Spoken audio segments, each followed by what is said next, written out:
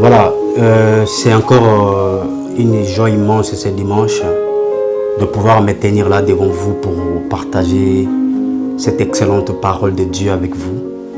Et nous bénissons Dieu notre Père et nous vous saluons dans le précieux et glorieux nom du Seigneur Jésus. Nous allons prier avant de commencer notre enseignement. Dieu d'amour, Dieu d'éternité, nous sommes dans ta présence ce dimanche. Nous nous tenons là parce que nous savons que tu es à nous, avec nous et au milieu de nous. Nous saluons cette présence et nous te donnons toute la gloire. Merci pour ce temps de partage de ta parole. Merci au glorieux Saint-Esprit qui nous donne des révélations, car sans la révélation, nous ne pouvons pas aller de l'avant, Seigneur. C'est au nom de ton Fils Jésus-Christ que nous avons prié et sommes exaucés. Amen. Gloire au Seigneur, c'est une joie immense encore vraiment de partager la parole de Dieu avec vous. Dieu vous bénisse abondamment. Lorsque nous insistons sur l'exaucement de vos prières ou l'exaucement de la prière en général, c'est parce que nous connaissons, nous savons la prière, son importance et sa valeur et son rôle et comment elle est indispensable, n'est-ce pas, dans la vie de chrétiens rachetés. Et très rare, les chrétiens atteignent 25% d'exaucement de leur prière. Je dis très rare. 25% d'exaucement de leur prière, c'est très peu atteint. Oui, c'est parce qu'il y a des conditions pour qu'une prière soit exaucée. Dieu n'exauce pas les pécheurs. Et pas seulement ça, nous allons écouter aujourd'hui les conditions, les différentes conditions et ce que Dieu veut et qui nous sommes et qu'est-ce que nous avons demandé. Sans plus tarder aujourd'hui, parce que le monde où nous vivons est en train de nous montrer autre chose qui n'est pas la volonté de Dieu. Autre chose de propositions, de choses semblables, mais vraiment ce n'est pas la volonté de Dieu. Ils aiment les choses de Dieu, mais ce n'est pas les voies de Dieu. Et ne soyez pas sur la liste de ces gens-là qui aiment les choses de Dieu, mais pas les voies de Dieu. Dieu montre d'abord sa voix à son peuple. Dieu montre d'abord sa voix à celui qu'il veut bénir, qu'il veut donner, qu'il veut faire tout de bien. Parce qu'il sait que dans ce monde où nous sommes, c'est un monde dangereux. Si nous n'avons pas la sagesse de Dieu, la révélation qui sort de sa précieuse parole, nous n'irons pas loin. Et c'est notre année de la croissance, de la sagesse et la faveur divine. C'est très important de comprendre les conditions, un peu de conditions qui font que mes prières, vos prières, les prières de notre soeur ou frère ne sont pas exaucées. Nous allons lire la Bible dans le livre de Jacques, chapitre 5, verset 17. On va lire, on va comprendre qu'est-ce que la Bible va nous parler.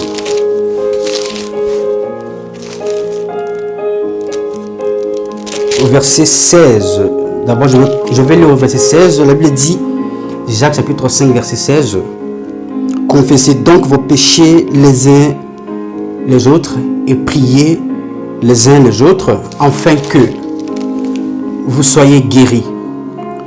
La prière agissante du juste a une grande efficacité. » Le Seigneur nous parle de notre version, vous allez voir, ça c'est ma version. L'autre version, vous allez voir, il dit, avouez vos fautes, de nous débarrasser de tout ce qui est biscornu en nous, de nous débarrasser de tout ce qui peuvent nous nuire, n'est-ce pas? Pas seulement nous, mais aussi faire à ce que nos prières ne soient pas exaucées. Car tant que nous avons de culpabilité en nous, dans de nous, Dieu ne peut pas exaucer nos prières. La seule prière que Dieu peut exaucer, c'est la repentance. D'où il dit, pour que vos prières soient exaucées, car la prière des justes, elle précise sa parole, qu'elle agit avec beaucoup d'efficacité. Si je veux voir les gens, les malades guéris, les situations changer, transformer même des événements avec mes prières, je serai obligé de m'aligner avec la volonté de Dieu qui me dit d'abord qu'il ne peut pas exaucer un pécheur. Deuxièmement, il me dit avec toute simplicité que avouez vos fautes. Et enfin, prier les uns des autres, c'est biblique. Donc si moi je ne veux pas avouer mes fautes, je serai toujours avec des choses noires dans mon cœur et je serai en train d'insister pour que ma prière soit exaucée. Et pourtant, ça ne sera pas parce que ce n'est pas la volonté de Dieu. Sur ce, notre Seigneur, il est tellement merveilleux. Parce qu'il sait que le problème, le diable là n'est pas partout. Parce qu'aujourd'hui, nous accusons plus le diable. Nous accusons plus l'ennemi du côté négatif. Quand lorsque tout ne marche pas, on accuse.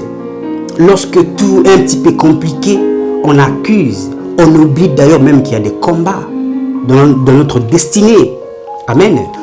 Chacun de nous a une destinée. Et dans sa destinée, il y a des combats. Et chacun de nous a sa vie. Et dans notre chemin, nous avons des combats. Et Dieu, il nous fait toujours marcher dans un chemin tout tracé que lui-même Dieu a prévu, a préparé à ce que mes enfants, mon fils ou ma fille passera par ici. Alors si moi je ne veux pas écouter ça, écouter ces conseils, n'est-ce pas? Et je veux faire les choses selon moi-même. Parce qu'on me propose de prier ici pour être exaucé. On me parle que ma situation serait changée lorsque je forcerai de prière. On me parle que ma situation va être décantée lorsque je prierai autant de jours. Mes frères et sœurs, Dieu n'est pas de l'amusement. La vie chrétienne, ce n'est pas l'émotion, c'est une volonté. Si ces conditions ne sont pas réunies, vous pouvez aller jeûner ou prier pendant même, si vous voulez, 299 jours et sortir très abattu et complètement découragé. Nous avons intérêt de ne pas forcer les choses. Dieu a tout facilité pour notre bien. Il a tout fait à ce que nous n'ayons pas une vie chrétienne compliquée. Mais c'est par l'ignorance que nous nous plongeons nous-mêmes dans les carabasses de l'ignorance. Et on ne va pas se plonger dans les carabasses parce que nous sommes les enfants de la lumière. Nous avons cette parole de Dieu qui peut nous éclairer, nous montrer clairement le chemin. Et c'est ce que nous devons faire. Et elle montre ici. Vous voulez prier pour être exaucé. Réellement, vous voulez que votre prière soit une prière puissante venant du cœur du juste. Avouez vos fautes. C'est très simple. Dieu est bon. Dieu nous aime. Dieu veut voir ses enfants se réjouir, se retrouver dans ce monde que Dieu a créé. Parce que nous avons le royaume des cieux sur la terre ici. Et Dieu veut que nous puissions régner ici. Jésus avait dit que dans sa prière, quand il a enseigné les gens, parce que Jésus était en train d'enseigner les gens d'abord comment prier. Jésus n'a jamais commencé à dire aux gens, il faut prier comme ça pour ça. Non. D'abord, parce que l'homme ne connaît pas tout. Bref, Jésus avait prié ceci dans sa prière que ton règne vienne et que ta volonté soit faite sur la terre comme au ciel. Donc, avant que moi je m'en aille au ciel, au paradis, il faut que la volonté de Dieu parfaite là soit, puisse d'abord se manifester dans ma vie, dans mon quotidien, ici sur la terre, que je règne, que je vive comme Dieu a prévu pour son enfant ou bien pour sa fille. Amen. Alors, lorsque nous rejetons, Dieu nous dit de nous débarrasser de tout ce qui est biscornu, de tout ce qui est ordure, qui se trouve en nous, qui n'honore pas Dieu, qui fait bloquer nos prières. Qu'on risque même d'accuser qu'il y a quelqu'un qui est derrière mes prières ou il y a quelqu'un qui est au-dessus de mon plafond qui ne laisse pas que mes prières puissent monter au ciel. Et pourtant, c'est notre cœur. Dieu n'a jamais exaucé les blablas de prière. Dieu n'a jamais... Dieu ne s'est jamais arrêté juste pour écouter la fluidité linguistique d'une personne. Non, Dieu, lorsque votre cœur est disposé au Seigneur, lorsque vous êtes devant Dieu, Seigneur, je suis tel que je suis, c'est vous qui m'avez créé. Je suis fatigué de cette vie. Je suis fatigué de me prendre aux gens pour rien. Je suis fatigué de tout ce qui est bizarre que je suis en train de continuer de faire. Je reviens en toi maintenant, Yahvé. Aide-moi. Et tout ça va se passer tranquillement. D'abord par une chanson. Une adoration qui élève Jésus-Christ. Qui glorifie le nom de Dieu. Il y a beaucoup d'adoration. Vous vous mettez dans votre propre chambre. Ou bien dans un coin où vous êtes seul d'abord parce que vous voulez communier avec Dieu. Ce sont les conditions qui font que votre prière soit exaucée.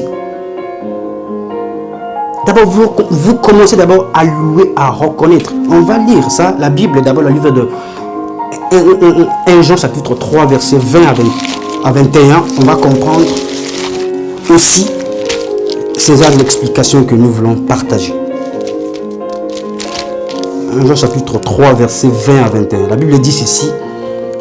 De quelque manière que notre cœur nous condamne, Dieu est plus grand que notre cœur et connaît tout. Bien-aimés, si notre cœur nous condamne, ne nous condamne pas, n'est-ce pas, nous recevons, non, si nous ne condamne pas, nous avons de l'assurance devant Dieu. Alléluia. Il dit, si notre cœur ne nous condamne pas, nous avons de l'assurance devant Dieu que tout ce que je demanderai au Seigneur, il va me donner. Mais si mon cœur d'abord me condamne, mon cœur va me condamner lorsque je ne fais pas la volonté de Dieu. Lorsque j'ai vu de la disgrâce, je suis gracieux, mais je commence à vivre de la disgrâce comme je veux. N'est-ce pas? Parce qu'il y a des personnes qui disent que moi je dis que ce que je pense et je fais que ce que je veux. Ouais, il y a des gens comme ça. Je dis que ce que je fais et je pense et je fais que ce que je veux. Nous sommes des chrétiens, nous sommes très simples. La Bible dit d'être simple comme colombe. On a tous des égos en nous, mais face aux choses sérieuses, face à notre vie, face à notre avenir, nous avons impérativement besoin des instructions de la parole de Dieu, surtout pour être exaucés. Ne faites pas les choses parce que les gens vous poussent à faire les choses comme eux. Parce que la majorité, on va parler ça dans l'autre enseignement de la délivrance, la majorité aime se servir de cet aveuglement, de cette ignorance pour faire encore plus du mal au peuple de Dieu, faire vraiment à ce que le Seigneur puisse être découragé parce qu'on nous fait du mal, on nous otage pour rien. Et sortez de cet otage. Dieu veut à ce que vous-même vous puissiez prier, vous puissiez être à mesure. C'est votre Père. Vous, quand vous êtes à la maison chez vous maintenant en train de me regarder, votre fils ou votre fille ne peut pas passer par quelqu'un pour demander de la nourriture à ce que vous puissiez donner de la nourriture à votre fils ou votre fille. Votre fils vient directement à vous. Vous parlez. Votre fille vient directement, papa, j'ai besoin de ça. Et parfois, il ou elle vous piétine, les dents sont sur vous, elle est sur vous parce que elle ou il sait que je suis chez mon père et je parle avec mon père. Comment nous, pour parler à papa, il faut passer par quelqu'un par la diplomatie. Dieu n'a pas de diplomatie, Dieu a sa parole. Dieu veille sur sa parole. Dieu ne veille pas parce que c'est un grand homme qui a prié et vous serez exaucé. Dieu ne veille pas parce qu'il y a quelqu'un qui vous stimule, qui vous pousse à prier, qu'il sera. Non, Dieu veille sur sa parole. Si nous nous alignons à sa parole, nous serons exaucés. Et sa parole parle d'une chose. Et elle insiste pour que la prière soit exaucée. D'abord, Dieu n'exauce pas le pécheur.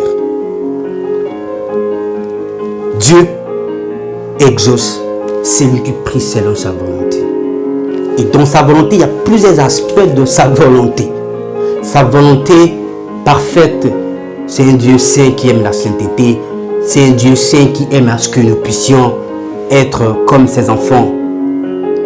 C'est un Dieu saint qui aime à ce que nous puissions lui ressembler aussi. Dans toutes nos activités, que nous puissions refléter son image, que nous puissions agir, n'est-ce pas, en tant que grands, en tant que de grandes personnes, etc.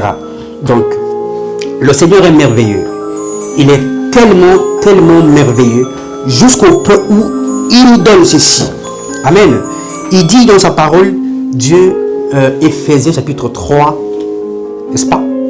Éphésiens chapitre 1, verset 3, la Bible dit ceci: Dieu nous a bénis de toutes sortes de bénédictions en Jésus-Christ. Dieu nous a bénis de toutes sortes de bénédictions en Jésus-Christ. Si moi je veux prier, il y a des conditions bien sûr pour que ma prière soit exaucée. Et parmi ces conditions, Dieu nous dit d'abord d'être bien, de nous repentir, d'avouer nos fautes. Et il nous a parlé aussi qu'il n'exauce pas le pécheur. Amen. Maintenant, qu'est-ce que je dois faire? Je dois connaître qui je suis. Parce que le fait de connaître qui vous êtes vous aide à ne pas faire les choses que vous ne pouvez pas faire.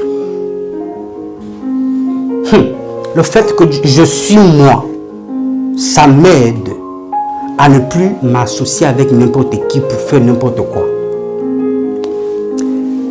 Quand vous voulez prier pour être exaucé, il faut d'abord vous connaître qui vous êtes. La Bible nous dit que vous êtes bénis en Jésus de toutes sortes de bénédictions spirituelles. Maintenant, ça reste que ça se transforme physiquement. Amen. Nous sommes bénis spirituellement, ça manque la visibilité, ou bien à ce que nous puissions toucher de vue, nous puissions voir de vue comme ça. Ok. Et c'est Jésus. Dieu a donné sa parole, qui a des instructions à l'intérieur. Qu'est-ce que nous allons faire? D'abord, reconnaître que j'ai déjà été béni. J'ai déjà eu ça depuis longtemps. Tout ce que je... Parce que le fait que vous ne connaissez pas qui vous êtes, ça vous mène à prier même ou demander même les choses que vous avez déjà. Et Romains chapitre 8, verset 17 nous dit quoi? Il nous dit que nous sommes des héritiers et des co-héritiers en Christ. Waouh, héritiers. Dans tous les domaines, dans tous chez les avocats, etc., on appelle ça testamentaire. Lorsque un testamentaire meurt, que les héritiers peuvent avoir accès à l'héritage. Amen. Je sais que ceux qui ont fait le droit comprennent facilement ce que je suis en train de vous dire. Donc, nous, notre testamentaire Jésus-Christ était déjà décédé. Il était déjà mort en fait. Et nous avons de notre testament qui atteste que nous avons déjà été bénis. Comment moi je suis héritier? J'ai été déjà béni en Jésus. La Bible ne ment pas, elle dit la vérité. Et alors, à ce temps-là, moi, je commence à prier en titubant. Je commence à prier en train de pleurer.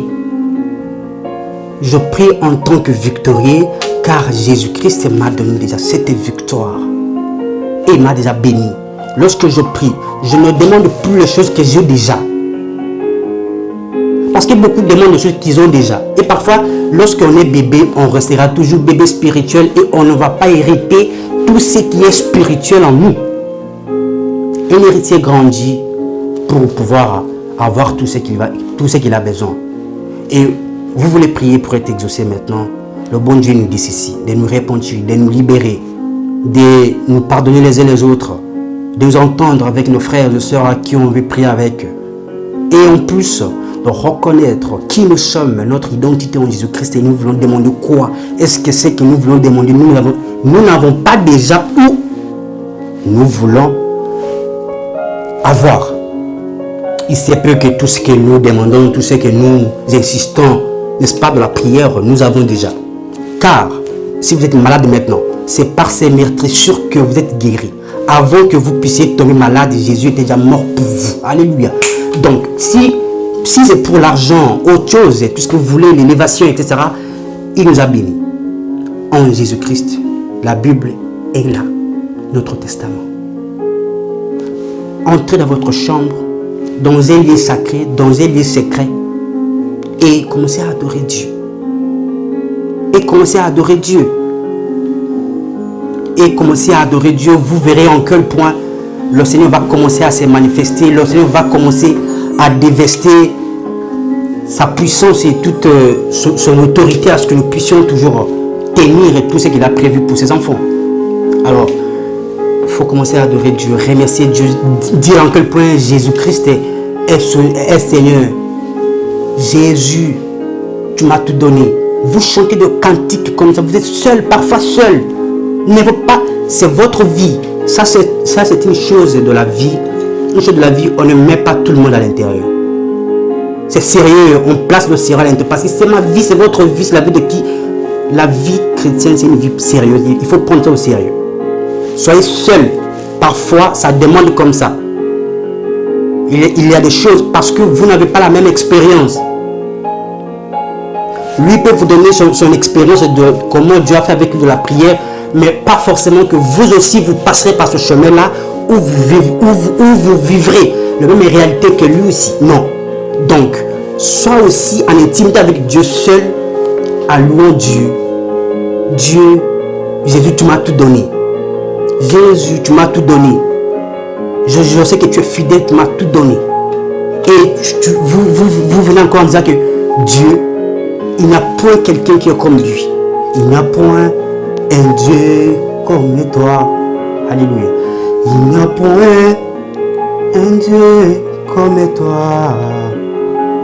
Il n'y a point un Dieu comme toi, Jésus. Il n'y a point un Dieu comme toi. Il n'y a point un Dieu comme toi.